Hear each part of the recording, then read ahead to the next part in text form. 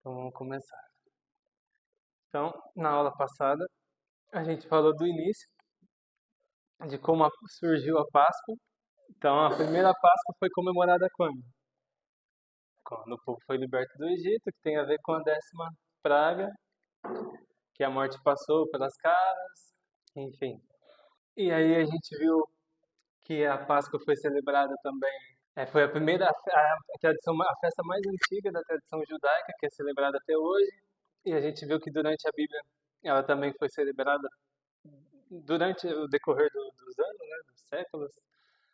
E a gente viu alguns lugares que aparece a festa da Páscoa, Êxodo, Números, Josué, a gente viu em 1 Samuel, 2 Crônicas, e por aí vai.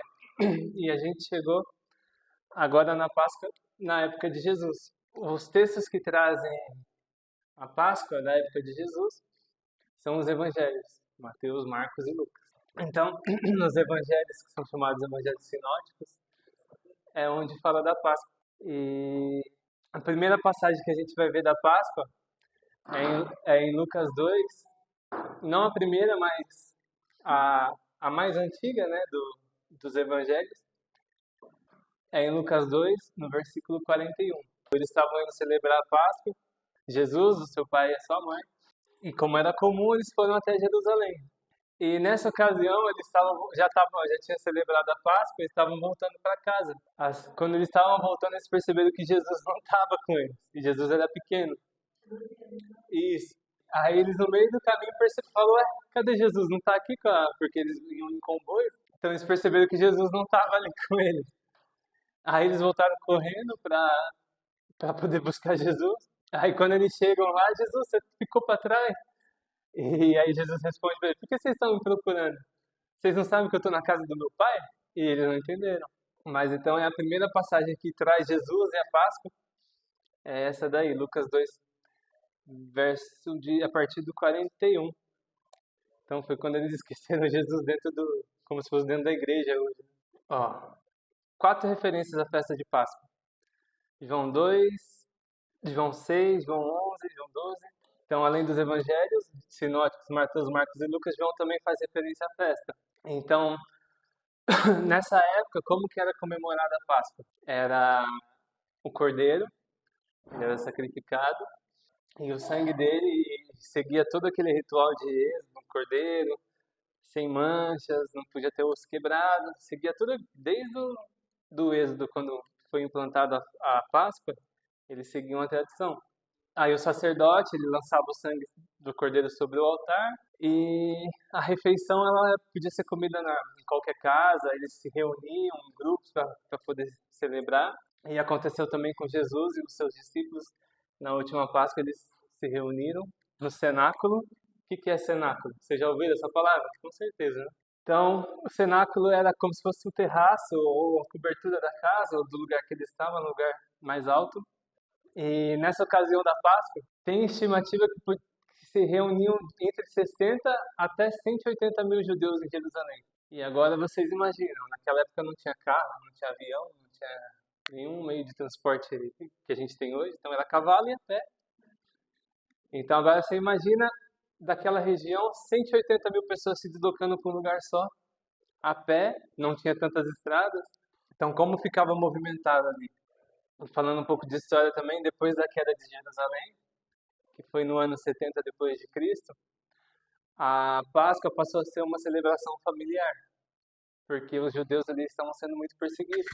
Tanto é que o templo foi queimado, foi destruído, né, o templo de Jerusalém, e morreu ali cerca de 1 milhão de judeus. Depois disso, como eles estavam espalhados, então mesmo assim eles continuaram celebrando, mas aí cada um na sua casa, até para não chamar atenção, ou porque cada um estava numa cidade, num país diferente, então já não era como antigamente. Então isso foi um pouco de como era a Páscoa, e agora a gente vai ver Jesus e a Páscoa. Numa pergunta, no Antigo Testamento, quem que profetizou sobre o cordeiro levado ao matadouro? Que ele fala sobre Jesus. Lá, 1000 e poucos anos antes de acontecer. Deixa eu abrir aqui. Está escrito assim, ó, ele foi oprimido e humilhado, mas não abriu a boca. Como cordeiro foi levado ao matadouro, e como ovelha muda perante os seus tosqueadores, ele não abriu a boca. Quem que fez essa profecia? Isaías 53:7. Então Isaías já profetizou sobre o cordeiro que foi levado ao matadouro, e esse cordeiro quem que é? Jesus. João Batista também ele fala acerca de Jesus. Então vamos entender primeiro como que funcionava a cidade ali, a sociedade, antes da gente saber tudo o que aconteceu. Então naquela época, a gente tinha Pilatos, tinha Herodes e tinha um outro chamado Caifás. Herodes, ele era como se fosse o rei ali dos judeus. Dizem que Herodes é como se fosse um título, é como se fosse faraó. Ele é o faraó, existem vários faraós. Ele era o rei do Egito. Mas também tem historiador que fala que esse era o nome dele mesmo, era Herodes. E nessa época Herodes era rei dos judeus. Então quem cuidava tudo referente aos judeus era Herodes. Pilatos, ele era o governador. Ele era o indicado do imperador. Então tudo que era referente a Roma e também aos judeus, porque eles dominavam ali, quem era a autoridade era Pilatos. E Caifás, ele era o sumo sacerdote. Então ele era judeu, só que aí que tá. Na época, o imperador, ele indicava não só o governador, mas também o sumo sacerdote. Então o sumo sacerdote, ele era meio que preso ali junto com Roma, porque ele era indicação. E falando do sumo sacerdote, as obrigações dele eram o quê? Era fazer os rituais. Então tudo que acontecia ali dentro do templo, ele tinha que tomar conta, e ele prestava conta para Herodes, que era o rei. Então todos os negócios, tudo que acontecia no Sinédrio, que eram os senadores ali de Jerusalém, quem tomava conta ali era Herodes, era Caifás. E ele, além disso, ele era responsável por manter a paz ali em Jerusalém. Então ele era como se fosse um prefeito ali de Jerusalém. Então, tudo que saísse do controle de Caifás, os romanos iriam assumir. Então ele ficava muito pressionado. Porque isso vai acontecer lá, igual eu falei, em 70 depois de Cristo, que houve uma revolta. E aí os romanos assumiram. E quando os romanos assumiram, eles mataram mais de 1 milhão de pessoas. Então Caifás ele ficava meio com a faca no pescoço ali, porque ele tinha que controlar, mas ele também era controlado. Ele não podia deixar sair a situação ali do controle. E essa época de Páscoa, a gente viu que Israel ficava com até 180 mil pessoas. Então a cidade ficava muito populosa. E então o risco de acontecer um tumulto ali era muito grande.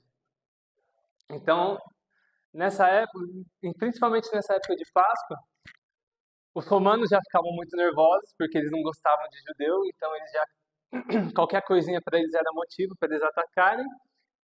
E Caifás ficava mais ainda, porque a responsabilidade era dele. Aí, além disso, tinha os zelotes. Vocês sabem quem são os zelotes? Os zelotes, eles eram judeus, eles eram um grupo de judeus treinados, eles tinham como se fosse um exército, e eles queriam se rebelar contra Roma, porque eles achavam injusto o que Roma fazia. Porque ali Jerusalém era a cidade deles. Como que vem alguém de fora e quer mandar na gente? Então eles queriam liberdade, eles queriam fazer uma rebelião contra esse domínio romano. Eles eram até um grupo caçado, eles eram meio anônimos ali. Então agora imagina a cena. Jerusalém abarrotada, os romanos querendo entrar e já acabar com tudo, os zelotes querendo fazer rebelião, e aí todo mundo caçando Jesus, porque eles já não gostavam de Jesus. Os judeus não gostavam de Jesus porque eles não acreditavam. Os romanos não gostavam de Jesus porque Jesus, todo lugar que ele ia, ele levava a multidão. Então ele já fazia um alvoroço. E aí a gente vê lá em Mateus 21, a entrada triunfal de Jesus em Jerusalém. Então Jesus já estava sendo caçado. Aí ele vai, Jerusalém está lotada, igual a cidade ali dia de domingo no Natal. Cheio, não dá nem para andar. Aí daqui a pouco Jesus aparece, todo mundo caçando Jesus, Jesus aparece sentado num burrinho. Só que daí qual que era o problema? E aí se cumpriu a profecia de Zacarias 9:9, que eu vou ler aqui também para ser mais rápido. Alegra-te muito, ó filha de Sião. Exulta, ó filha de Jerusalém. Eis aí que vem o teu rei, justo, o Salvador, humilde e montado em um jumento. Um jumentinho, cria de jumento. Então Jesus veio montado num jumentinho. E aí todo mundo queria, já estava todo mundo caçando Jesus, porque Jesus estava movimentando muito ali. E exatamente, já tinha uma multidão muito grande que seguia Jesus. Então não era só os 12 que andavam com Jesus, já era uma galera muito grande. E aí a gente vai ver o que é. A Páscoa ela já era lucrativa. Por quê? Imagina, é igual Guararema. Guararema ganha dinheiro quando? No Natal. Muito turista, então é onde a cidade mais lucra. E era igual Jerusalém. Imagina, do nada encher. E gente vindo de todo o país ali, de todo mundo. E através disso acontece a história de Mateus 21:12. Então aqui está falando o quê? O pessoal pega esse versículo e tira de contexto falando, olha, eles estão vendendo bolo de pote dentro da igreja. Jesus já abominava isso. E não tem nada a ver. Isso aqui fala principalmente no contexto da Páscoa. Por quê? Para você poder fazer a cerimônia, para você poder participar da Páscoa, você tinha que estar puro. E como que eles faziam essa purificação? Era através de um tanque de batismo, que era chamado de mikvah. E o que isso tem a ver? E por que aqui começa a exploração que depois Jesus fica nervoso? Porque imagina, irmã Diva, a gente vai fazer uma festa aqui na igreja. Só que para a senhora poder participar da festa, a senhora tem que entrar dentro do tanque lá. Se não entrar dentro daquele tanque, a senhora não pode participar. Só que para entrar dentro desse tanque, para ficar puro, a senhora tem que pagar. Se não pagar, não entra. E esses tanques, como vinha bastante gente com dinheiro, então eles aproveitavam para enfiar a faca, como diz o outro, né? Cobrar muito caro. Então aí já era uma exploração. Depois disso, então tá, você já pagou para se purificar no tanque. Aí você vai ter que fazer o quê? Oferecer um sacrifício. Normalmente eram pombas que eles sacrificavam. Então a pessoa que vem de outra cidade não vai trazer uma pomba na bagagem, até porque não dá. Então tinha que comprar. Então para você poder fazer o sacrifício, você tinha que comprar uma pomba. Então além da taxa do batismo lá do tanque, eles ganhavam dinheiro vendendo a pomba. Exatamente, não era para vender, era para ser de graça. Aí, além disso, tinha a taxa para o sacrifício. Então, além de vender a pomba, ele cobrava para poder sacrificar o sacerdote ali. Então, ele ganhava dinheiro no tanque, ganhava dinheiro vendendo a pomba e ganhava dinheiro sacrificando a pomba. Aí, o que mais tinha? Era obrigatório fazer uma oferta em dinheiro. Só que daí o que eles colocaram? Uma lei que não podia aceitar moeda com imagem. Se eles estão ali, o dinheiro era de Roma, tinha a imagem do imperador. Aí o que eles falam? Então, vocês vão ter que trocar pelas nossas moedas. Só que daí eles cobravam a taxa de câmbio. Não, mas a nossa moeda vale duas dessa aí.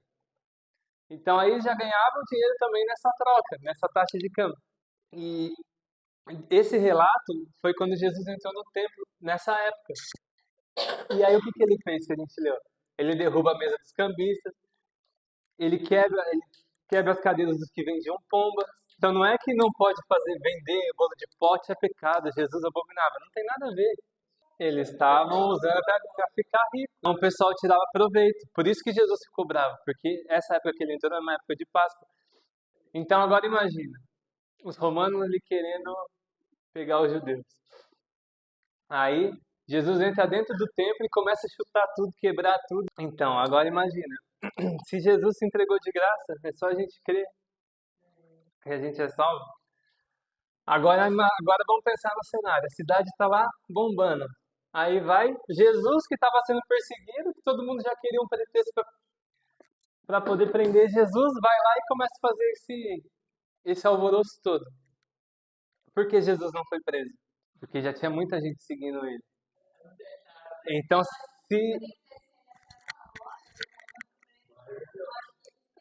ia estourar uma rebelião. Então Caifás, ele não foi burro.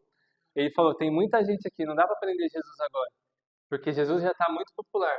Se eu prender Jesus aqui, eles vão vir contra a gente. Aí os romanos vão ver que tá tendo briga, aí eles vão tomar conta. Então Jesus ele não queria começar uma revolta, mas ele sabia que ia deixar o pessoal enfurecido ali, que as atenções iam ser para ele. Mas isso já fazia parte do processo de prisão, de crucificação e de ressurreição. Então, no quinto dia, né, na quinta-feira, Jesus ele já sabia de tudo que já estava tudo pronto para se cumprir. Então aí Jesus pede para eles prepararem a ceia de Páscoa. Aí quando ele lava os pés dos discípulos, né, e começa a falar que o pão e o vinho são o seu corpo e o seu sangue.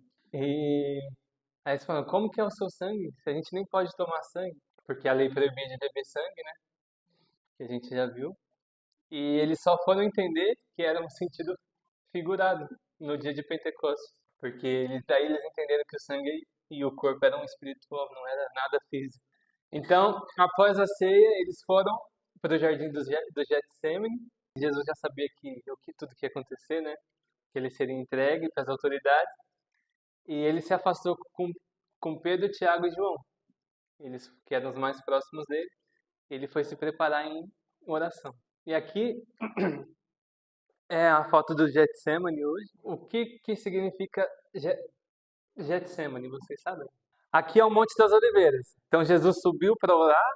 Aqui é o Jardim do Getsemane. E aqui hoje, né? E é o Monte das Oliveiras. Então eles ficaram aqui embaixo. Tem até uma gruta que eles acreditam que é onde eles tenham ficado. Então eles ficaram embaixo e Jesus subiu sozinho. Mas o que significa Getsemane?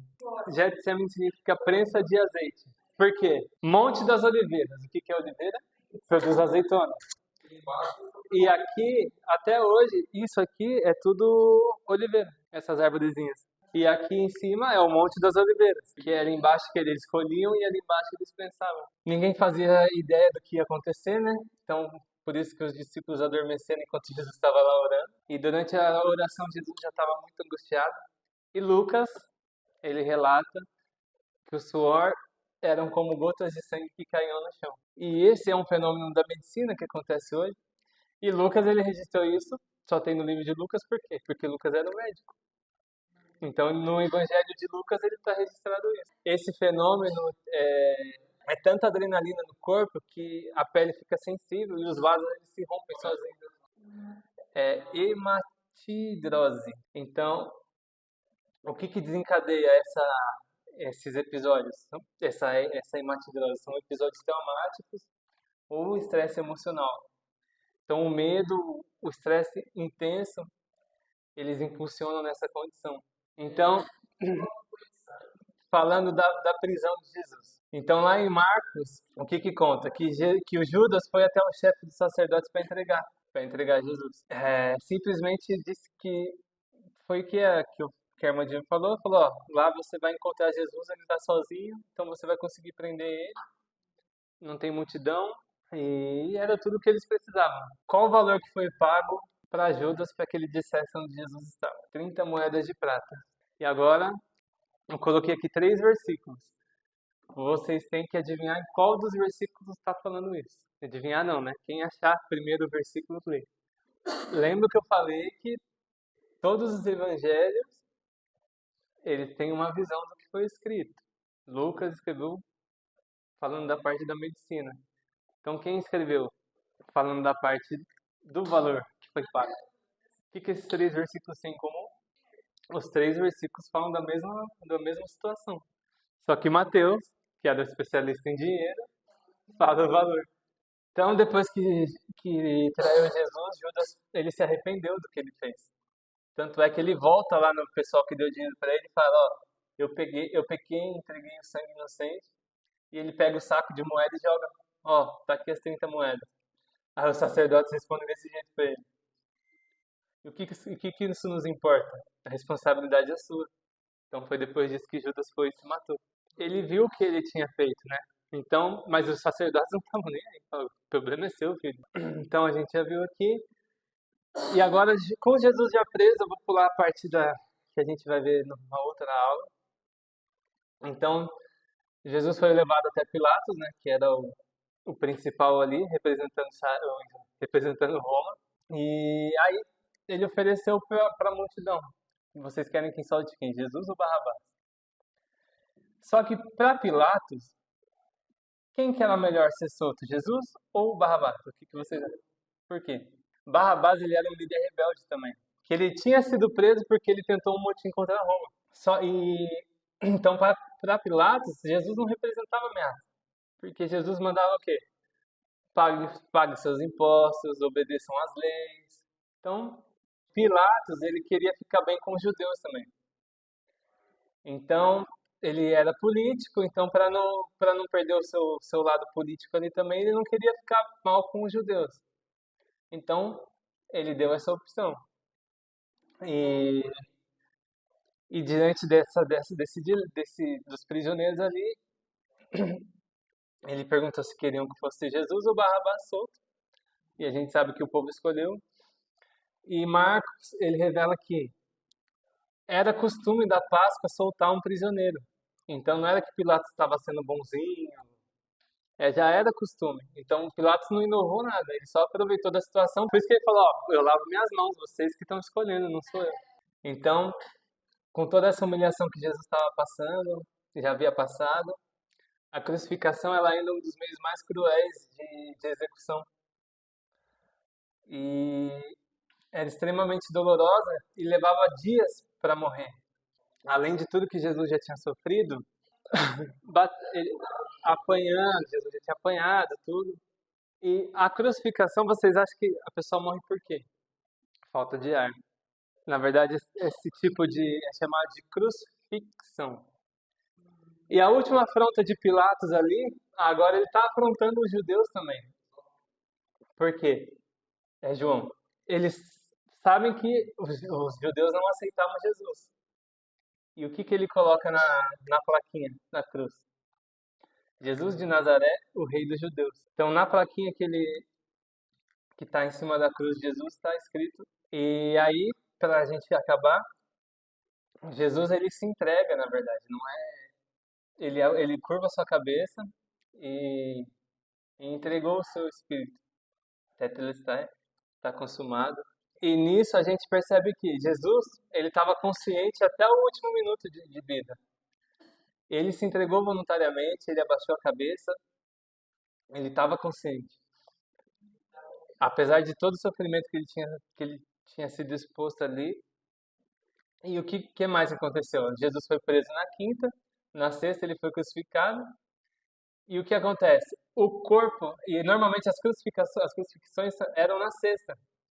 Só que como no sábado o corpo não podia estar mais ali, e eles não poderiam recolher o corpo no sábado, o que eles faziam? Eles quebravam as pernas das pessoas. Exatamente para o peso ficar só nos braços. Porque às vezes você está pregado, mas você vai soltar um peso no pé. Agora, com o peso no braço, aí a pessoa morre muito mais rápido. Então, por isso que os romanos quebravam os ossos. E com Jesus não aconteceu. Porque tem a profecia que fala isso. E Marcos ele fala, ó, isso não aconteceu com Jesus porque ele foi crucificado 9 horas da manhã e às 3 da tarde entregou o seu espírito. Então foi ele que entregou o espírito. E quando percebendo que estava morto, os soldados não quebraram suas pernas, mas eles cravaram uma lança, que foi também para cumprir outra profecia. Então, Salmos fala que contudo se cumpriu, outra profecia que os seus ossos não seriam quebrados.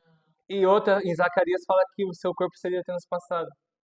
Foi a lança que espetou Jesus. E então, para a gente acabar, como eles sabiam que Jesus iria ressuscitar, mesmo eles não acreditando, os sacerdotes ficaram com medo. Aí pediram para Pilatos colocar os guardas romanos ali no túmulo. E porque eles estavam com medo de Jesus ressuscitar, ou eles disseram que eles estavam com medo de algum discípulo roubar o corpo e falar que Jesus ressuscitou. Mas quando foi no domingo de manhã, um anjo rolou a pedra, está lá em Mateus 28, e os guardas ficaram apavorados e desmaiaram. E de acordo com Mateus, os guardas saíram correndo e quando eles acordaram, eles foram contar para os sacerdotes. Falaram, veio um anjo, rolou a pedra e roubaram o corpo. E o que os sacerdotes fizeram? Pagaram os guardas para eles não contar para ninguém. Ó, vocês vão ficar quietinhos, porque vocês descobrirem que Jesus ressuscitou de verdade, aí. Só que então a ressurreição de Jesus, na verdade, transformou o que era uma tragédia em uma vitória. E Jesus, ele não só morreu por nós, ele ressuscitou por nós também, né? E depois da ressurreição, Jesus apareceu para aproximadamente 500 pessoas. Foi um período de quase 40 dias. E essas aparições elas terminaram quando Jesus subiu ao céu. Então, o que era a última Páscoa, ela deu lugar para quê? Para a primeira ceia. Então, a Páscoa passou a ser a ceia. Então, a celebração de Páscoa, a última, foi a primeira celebração da ceia. Então, a partir daí, a gente comemora a ceia. E também é interessante a gente notar que a Páscoa, ela apontava para o futuro e era um símbolo do que haveria de vir. Já a ceia, ela aponta para quê? Para o passado. A promessa que se cumpriu, Jesus se salvando, Jesus se entregando para nos salvar. Então a Páscoa era um cordeiro que ia vir para nos salvar.